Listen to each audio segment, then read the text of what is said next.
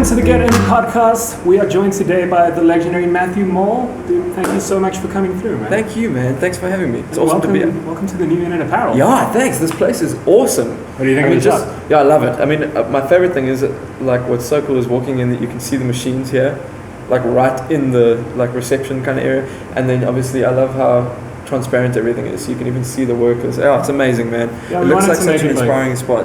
We wanted to make it open so people can just sort of get the idea of what's going on exactly. Yeah, I feel like you can come in here, like what Shannon was saying, come in here with your phone and say, oh, I want to print this onto a shirt, and you'll do it on the spot. Exactly. Kind of thing. Yeah, it's amazing, man. That's the whole idea, like get people just doing whatever the hell they want. Totally. And I feel like the spot in Johannesburg where you guys are here now at 44 Stanley is like a super inspiring, creative place. Dude, definitely. So, there's such a like tight-knit community between all the shops here that it's something we wouldn't trade for anything. It's amazing, man. It's so cool. But dude, so you've been in the South African scene forever, and a major player. How did you get into music in the first place? Like from the very start? Sure. Yeah. So I mean, thanks. That's so cool to hear. Like forever, because it feels. I always feel like I'm new to the industry. I feel like I'm always learning things, and like things are still new to me all the time. So, but like thinking back, like it's been like 7 years, and that is forever, I guess, in music. So yeah. So I mean, it's been good. It's been really cool, and like I've still, like I said, I still feel like I'm learning things. I still feel like I'm new to it. But I think it's really important to keep that though. Like, yeah, thanks. As soon as people feel they're established, that's when you start stagnating. True. Yeah, that's very true. And things I think can maybe go downhill. But so when I think about like how I got started, I feel like it was like just the other day kind of thing, where I grew up in Cape Town in a small little town, little suburb called Fishhoek, or Sun Valley, which is inside of Fishhoek.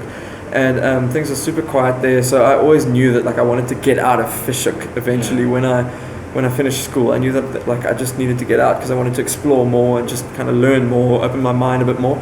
And luckily, or thankfully, I'm super grateful that music was the thing that did that for me. So I always loved music, but I didn't know like if that was a thing that I needed to pursue or I wanted to pursue as like a career and a full-time thing. What sparked the like initial interest? Was it a family member? Yeah, it was. Yeah, family member. Yeah, so it was my dad actually. I mean, my family wasn't ever super musical, but my father would play guitar and just kind of for fun. That's what he would do a lot of the time when I was growing up at home. Yeah. So then eventually I was kind of like, please can you teach me how to do this, because it seems really cool, it looks like fun. And like very chilled, very relaxed. He taught me a bit of guitar, he taught me some chords. What kind of music was he into?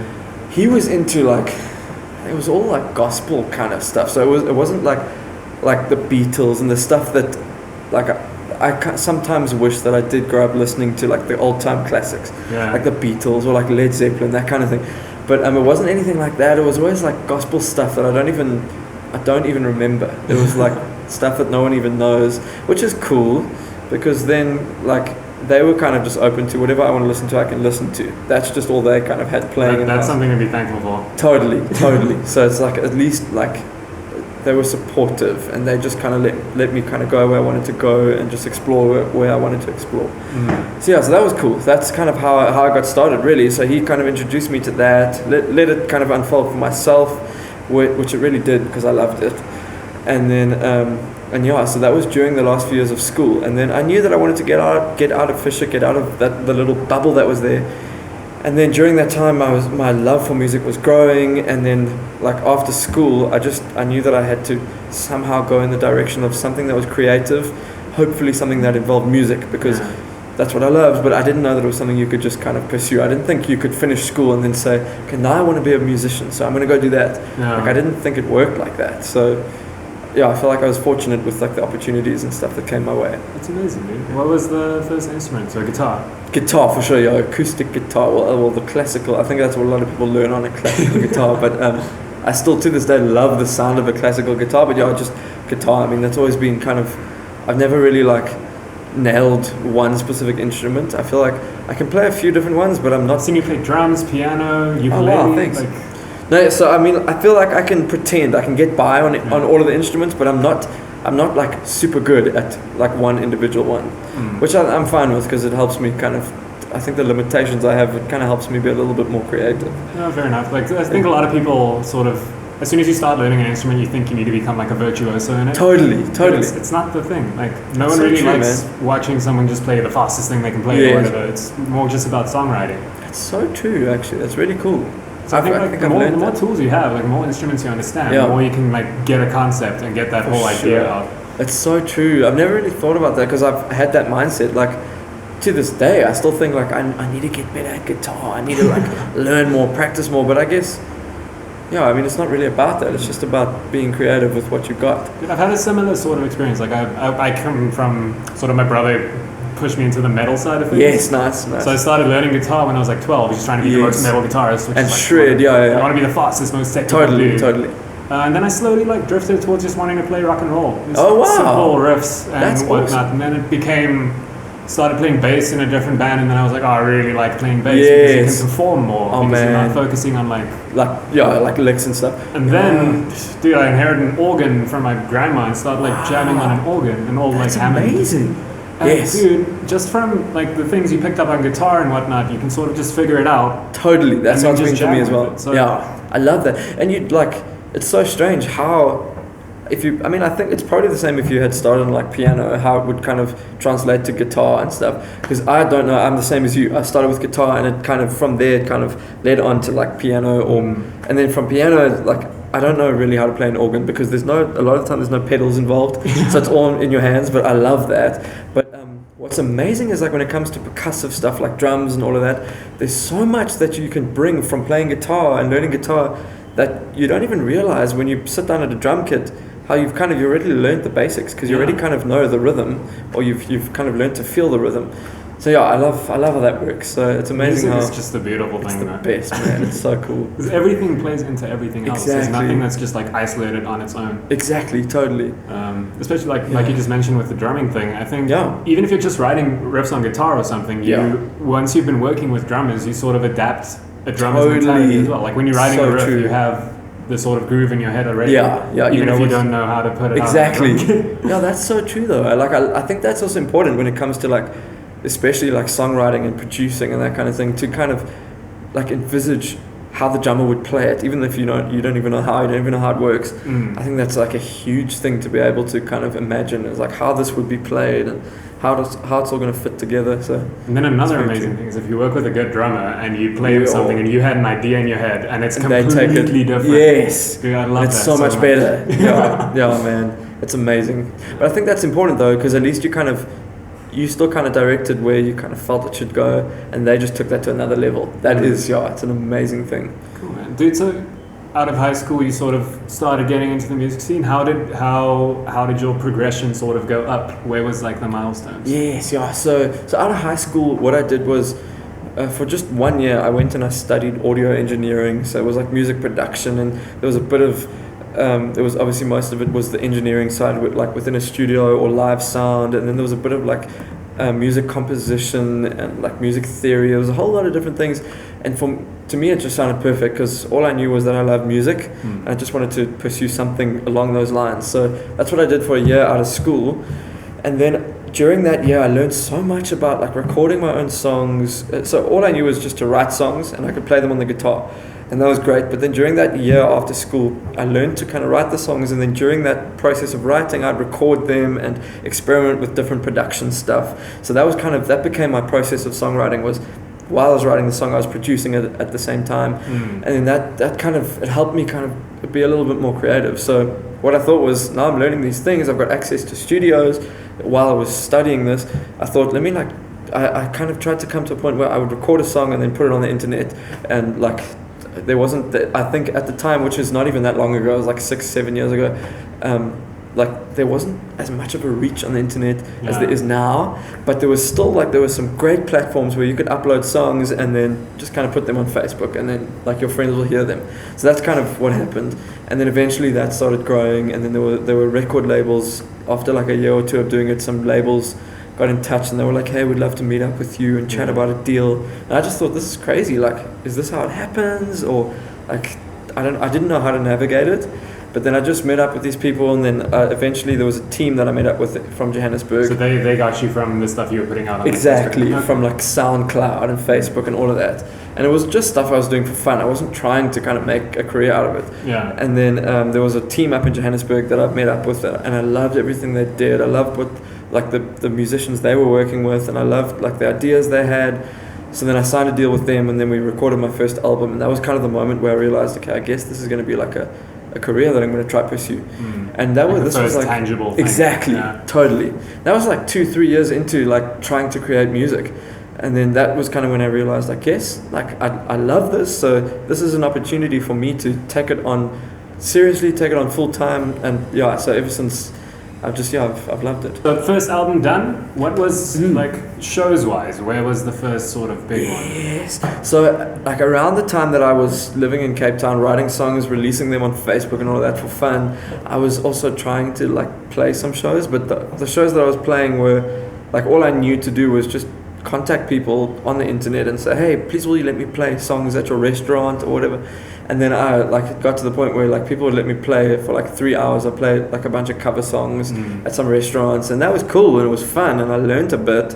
Like I just learned to kind of be like performing in front of people. What was your setup like back then? Was it just you on guitar? It was just me and a guitar, and I had like a little kick drum thing that it wasn't even a proper kick drum. It was like sometimes it was like a guitar case with a mic inside it, and I'd just bang my foot on it. Full on Shaky Graves vibe. Yeah, that kind of vibe, totally. I mean, not as cool as that, but I was trying something like that, I guess. And then, so that was it was super simple like that. And then I would play those kinds of shows, but then, and I was happy, I was loving it. It was really cool because I got to play music, and people would like, they'd be there and they'd be able to listen. And then around the time that I started recording the album, I started to meet more people, and I managed to get some shows at like club venues and like small festivals that were happening. And it was just stuff I just said to people, please let me do this, like you'll do me a huge favor, I don't want to get paid or anything, I just want to play music. So that happened for like a year and a half or so, or 2 years even.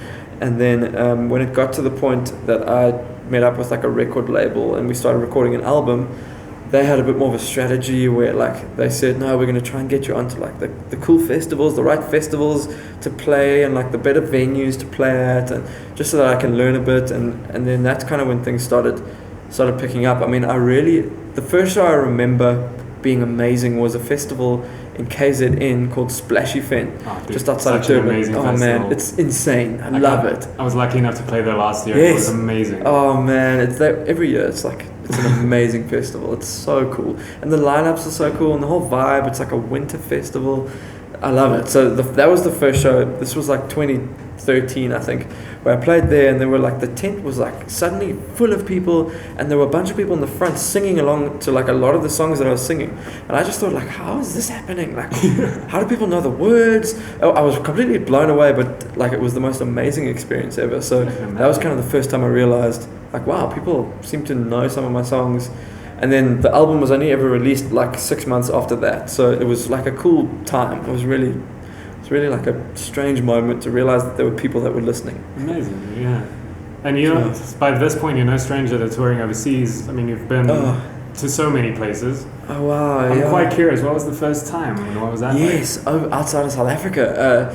So I mean, I still feel like I'm so new to it, and there's been some amazing shows overseas in like Europe and a few places, but it's been really cool. I'm still learning a lot. I'm still growing, and I'm still trying to kind of establish something overseas outside of my home country. But I remember like the first few months of 2014. That was the time when I first kind of played a few shows outside of South Africa, and they were only ever like small shows. It was like a one-off thing here and there, where someone would have like a little festival happening, and then somehow they heard about Matthew Mole from South Africa, and they wanted me to go and play at their festival, and I loved that. So like, I think one of the first times was I went to Russia, and this little, well, I think it's a little place in Russia, like on the far east coast, called Vladivostok. And it was like, I'd never even heard of the place, and then there was this awesome festival that happened in the city of Vladivostok. There were like stages all over the city and venues all over, and that was kind of like the first time that I went out of South Africa just to play music. And I thought, like, this is crazy. Firstly, it's like okay, it's Russia. I've heard of Russia, but I had never even thought about going to this tiny little town that I hadn't heard of inside Russia. Like it was like 9 hours time difference. So that was like my first experience kind of leaving South Africa just to play a show. I played 2 shows there, and it was so crazy. And then after that, there were like a few other things kind of came up in like Thailand and then in the States. But then I only ever did my first like tour, like a proper tour where there were more than like 6 or 7 shows in Europe, which was like 2 years ago. So I still feel like I'm very new to that. Was that the one where your uke unfortunately was snapped in half? Yes. Oh man, how did you see that? Did you? I stalked you on Facebook. Oh, nice. Yeah, that story just made me so sad, dude. Oh, it's horrible. It was like a new ukulele I had. It was like this nice mahogany wood. It sounded so nice. It had this nice pickup. But like I've struggled to find ukuleles that sound nice acoustically as well as being like plugged in a venue. I've had the same problem because sometimes they're very harsh when they're plugged in. Yeah, like always. I feel like they're always harsh.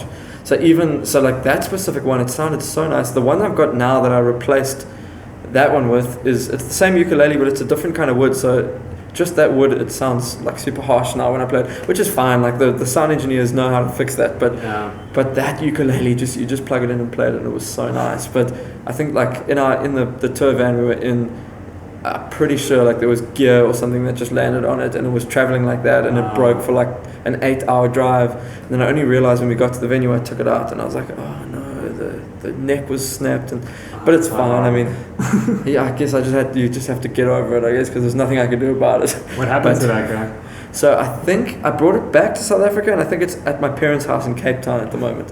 So I still wanted to keep it because I loved it, but I don't know how you fix like whatever happened to it. The way that it broke, I don't think it's fixable. So sometimes you can be surprised. Yeah, that's true. I should find out. But for now, it's just like a memento from that tour. Yeah, dude, musical instruments always just you grow such a like connection to them. Totally, man. I sold my first guitar I ever had. It's Ibanez Geo. It's not worth. No, but still, your first guitar. I've regretted it every single day of my life. Totally though. I don't think I have my first one either. Which, it's so nice to go back to that, because like when you pick it up, you remember like exactly. This is what I learned a lot of stuff on. This is how I grew. Man, I think just keeping it on your wall, like totally, exactly. Having it there, it's like the nicest thing. It's so nice. So another thing I want to kind of get a little bit of insight on. You've gone from sort of color to color, sort of along with each album. Did that start with the Yellow Socks thing? Oh yeah. So totally. So I mean, so the first album I had was very like black and white, and I was still learning stuff. So just after that, I just thought like I'd love to like incorporate like a visual element of color into the stuff.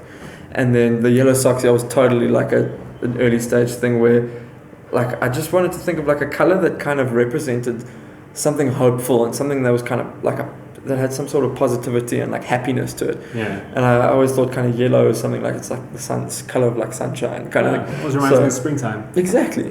Which is like now. But so that was kind of where the Yellow Socks. I wanted to try and incorporate it into like music videos and into like the album artwork, and as far as like what I would wear when I played shows live and stuff. So I just wanted like little taste of it. So that's kind of where the Yellow Socks thing happened.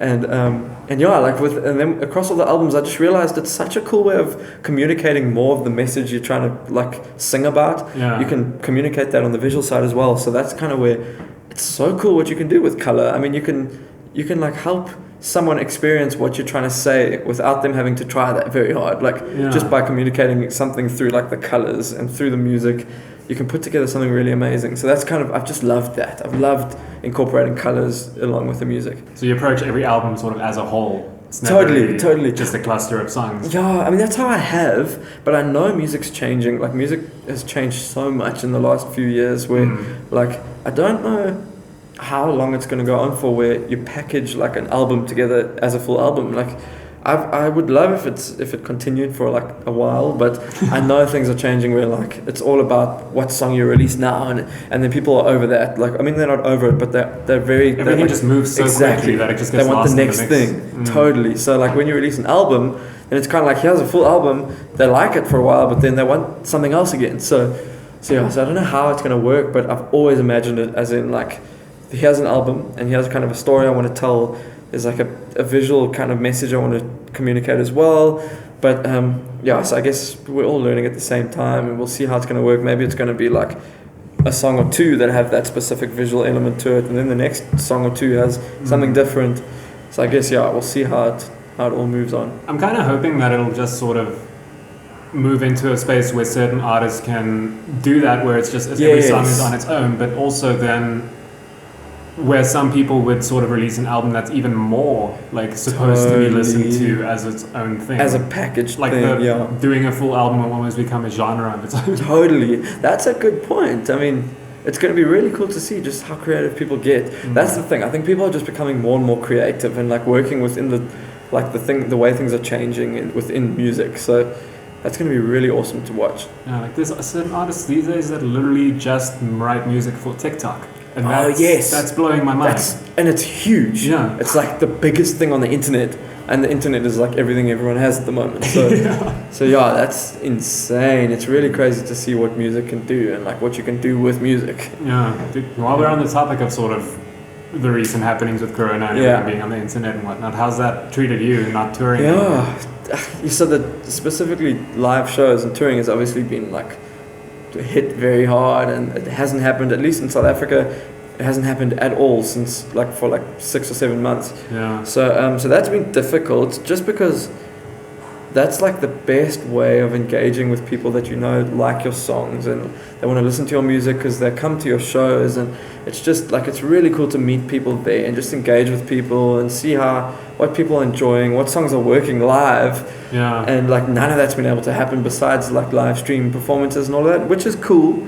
Like the live stream thing is great, and people are, again, they're being super creative with it, but it's not the same thing. It's like it's just not the same as a live interaction and like communicating with people on the spot physically. So that's been strange, but like at the same time I've been learning a lot, just like everyone has. They've been learning how to kind of adapt to what's going on. So it's been strange, but like I've just been trying to focus on the positives and just learn out of the limitations, I guess. I think that's like the best thing you could have done with this time, is just spend it to learn something new, totally. Or maybe like get back to writing. I know a lot of people get caught up in touring so much that writing sort of takes a back seat sometimes. For sure. So I think having some forced time has helped a lot. Definitely. No, for sure. It helps to force some of that time, because it's good to just kind of plan that kind of thing and always be ready for like, just be creative and try write and be ready when like the moment comes when you actually come upon something that's like awesome.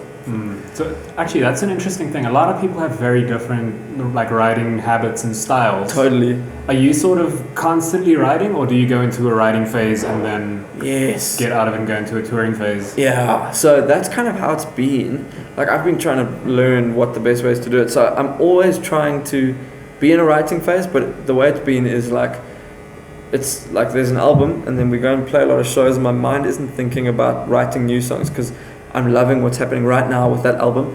But then it gets to a point where there's like a year or so where I'll write and try and record everything and put it all together, and like that's been great to try and put time aside specifically for writing. But I think it's super important, this is what I've been learning over the last year or so, is just to always be writing and just try and be as creative as you can all the time, so that when like a good song does randomly come out of nowhere, which those are normally the best songs, like when they just come out of nowhere, at least you're ready for it, you're in the zone, you're busy working it, like you're exercising that muscle kind of thing. So then at least when the better songs come organically, you're kind of prepared for that moment. And then at the same time, it's also good to put in the work, even when you have to work hard work hard on a song to make it happen, that still works out. So like as I understand it, you spent like 3 years writing the song with Francois? Yes, so we started writing together 3 years ago, and like we had all these ideas, and then stuff just kind of got a bit busy for the two of us individually. You're both very busy guys. He's he's a legend, that guy. So I don't know how he keeps it up, because he does so much and he does it all amazingly. So that's really cool. But so things got really busy, and then like as soon as the lockdown started, we kind of got chatting again. And then we were like, why don't we should like work on something again, or continue working on what we were doing. And then then we just kind of a lot of back and forth across Zoom and WhatsApp. We came up with the song idea, and that was really cool the way it all came together. Oh, that's sick, man. Yeah, it's such a cool song as well. Oh, thanks man. Dude, then probably the biggest thing that I have to talk about. Ghost won a bloody Sama. Yes, yeah. That is insane, dude. Congratulations. Man, thanks for knowing about all of this stuff. It would be horrible if I just sat here completely unprepared. Yeah, I guess. No, but yeah, thanks. Yeah, that was a dream. That was that's always been a dream, to be part of the Psalmist, just to be mentioned amongst like all of these amazing creatives in South Africa. That's a dream come true. So yeah, just to like the fact that the album won one of the awards, it's crazy. I still don't even think I've even been able to wrap my head around it. It's amazing. How was the actual ceremony?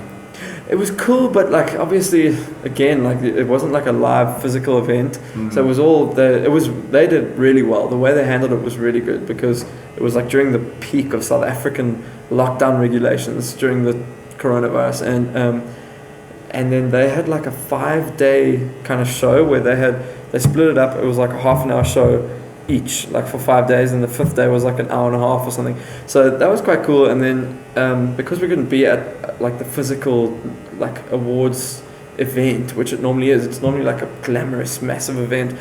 Myself and like the guys, like a bunch of my friends that were part of the creation process of the album, we just did like a Zoom party, and we wore like suits over Zoom, and then we watched the thing. So it was actually fun. We made it a fun time. But the Psalmists themselves, I think they did really well to kind of make use of what was available to everyone with when we weren't able to actually like have the event physically. Yeah, I think it's also very cool that they actually did something. Totally. The music industry is just, like you said, dead. Yeah, like there's nothing at the moment. Yeah, exactly. It's crazy. Yeah. No, man, like so many exciting things. What does the future hold? What's in the next year for Matthew Moore? Yeah, so sure. There's a lot of exciting stuff and like fun stuff that I've been working on. Tour coming up next year? Yes, yeah. So in May next year, it's my second official headline Europe tour. So that should be fun. It's like the longest tour I've ever done, and it was going to be this year, but obviously because of things that have happened, it's moved out to May next year, and I'm looking super forward to that. I think it's going to be cool. It's like the venues are bigger than the last one, and like there's more cities this time. So I think it's also again it's like a dream to be able to do that. And then I've been working on a lot of stuff. Like I got a lot of ideas. There's like a lot of ideas surrounding this current album that I've got now, this Ghost album that I've been wanting to do, that we've kind of put a bit of a delay on because of everything going on in the world. So I'm trying to time all of those ideas like with some of the touring plans, so that I can work out for South Africa, because it's obviously my home, and then for the Europe tour, and then as well as like a few other countries that I've never been to work together with this new kind of, there's a bit of a re-release sort of plan that's going to go around the Ghost album with some new songs and some new videos and stuff. So it's like there's a lot of fun stuff coming up. It's just in terms of timing, there's a plan, but the plan's always changing, because we all like the people that are listening are finding out the information at the same time that I'm kind of finding it out. So it's exciting still. The future still looks good. No, definitely, especially when you don't know what's going to happen. Yeah, exactly, totally. So one more thing that I wanted to kind of get into a little bit, your music videos, I absolutely love. Oh, thanks, man. Thanks for seeing those. Like when people actually put effort into their things, and you can see there was a proper concept here. Totally. You had fun with it as well. Yes. Like, how do you sort of approach it? Is there someone you work with regularly on it?